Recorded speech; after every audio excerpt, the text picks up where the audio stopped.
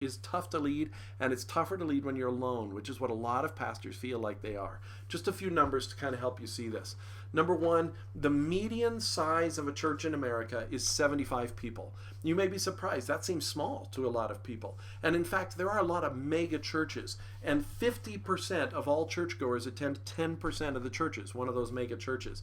But that means that the median size being 75 means that half of the churches in America have fewer than 75 people in them, and half of the churches in America have more than 75 people in them, and only 10% of the churches are these mega churches that are really there. That means a lot of pastors feel like failures because they happen to have right in that median level of number of people in their church. And maybe there's a reason. Maybe it's not a sign of failure. Maybe breaking the 100 barrier or the 200 barrier isn't the most important goal. The median pastor's salary, including housing allowance, so this includes what they get for parsonage, is $31,234. 90% of pastors report working between 55 to 75 hours per week. That seems exactly right to me from the pastors I know. 50% feel unable to meet the demands of the job. So 90% of them are working 55 to 75 hours a week, getting paid $31,000, only have a median church, they have a church of 75 or thereabouts, and yet they still feel unable to meet the demands of the job because it's a tough job. And these factors together are probably part of the reasons that 70% of pastors constantly fight depression. Yep, 7 out of 10. And that's a self-reporting. That's how they self-report.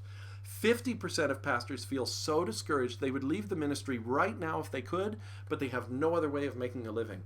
That's discouraging, that pastors are feeling like they can't do the job, and they would leave right now, but they just can't afford to go there. They don't have the experience and the education for anything other than what they're doing in the church, and those qualities aren't seen as valuable in the world. In fact, even with that concern, 50% of ministers starting out do leave within the first 5 years. Only 1 out of 10 ministers will actually retire as a minister in some form.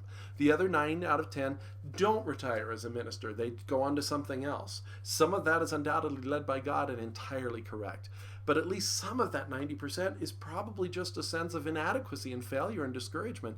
And we should be able to prevent that and help those pastors. It also explains why 4,000 new churches begin each year, while 7,000 churches close. One thing I know as a church planter is there's a lot of excitement when a church starts, and you get a lot of support financially and encouragement and morally. You get a lot of support when you start a church. But who's there to help those churches after they've been going for 3 years, after they've been going for 4 years, and then they close? That's why 4,000 pop up, but 7,000 close. Now, I understand there's other mitigating factors. Some of the people from those that close are going to mega churches, so it's not like everybody's leaving and we're not reaching anybody. And I know that we're also not starting at zero. In other words, we have a savings account of churches, so even though we're getting negative 3,000 every year, we have some buffer there. But that is not the right direction, and that is not a good thing.